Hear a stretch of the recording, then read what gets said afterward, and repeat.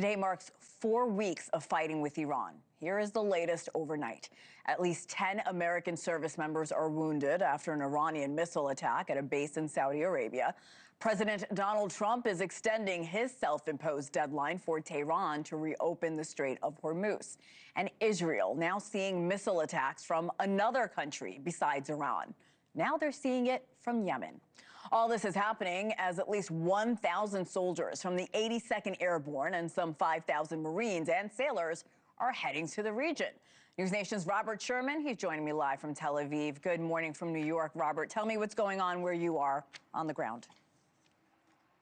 Hey there, good morning to you, Hena. Well, while we have this 10-day pause in effect on striking power infrastructure inside of Iran, according to the president, to allow these negotiations to take hold, that does not mean that our cadence is slowing down here in the Middle East. You made mention of the fact that we're looking at least 10 U.S. service members who had been injured in a strike overnight.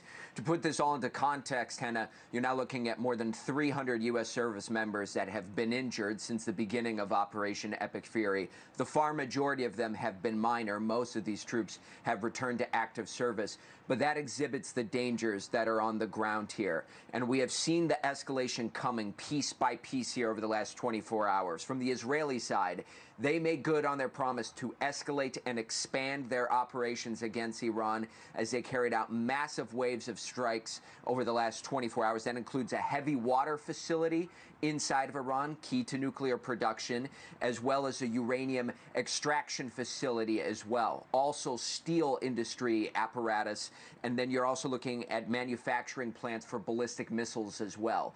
This has created outrage in Iran, in which they have vowed to exact a heavy price, and we have already seen that retaliation here in the early morning hours. In Tel Aviv, we saw strikes overnight, killing 1 person, injuring 4.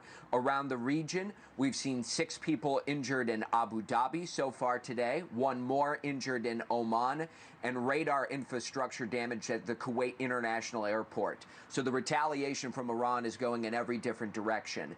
Nevertheless, the White House remains confident that they can push forward with negotiations, with Special Envoy Steve Witkoff saying this.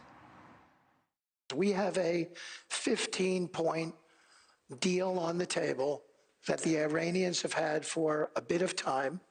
We expect an answer from them, and it would solve it all.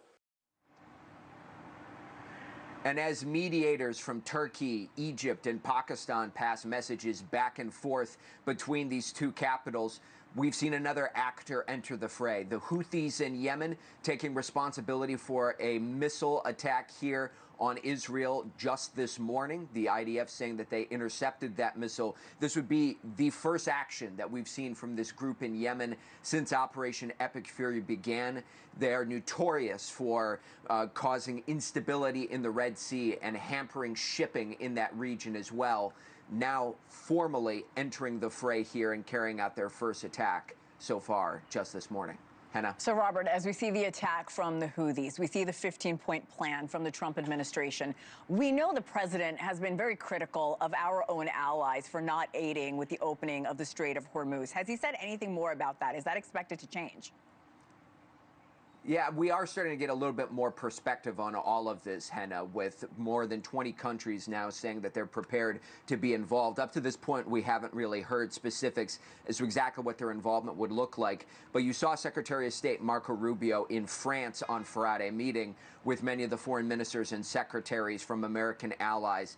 And there does seem to be more understanding. I want to read for you what France's foreign minister had to say. Once the peak of hostilities has passed, it will be necessary to establish an escort system that will provide the necessary security so that the movement of ships can resume as quickly as possible. That's what we're hearing from allies now, that they haven't been instructed to begin those escorts yet because it's still a very dangerous situation in the Strait of Hormuz. But once the fighting starts to die down, diminishes from where it currently is, they anticipate that they'll be called upon in order to help get those ships moving. Hena. Robert Sherman in Tel Aviv. Robert. Thank you for watching. Subscribe below and download our NewsNation app right now on your phone, and you will get fact-based, unbiased news for all Americans.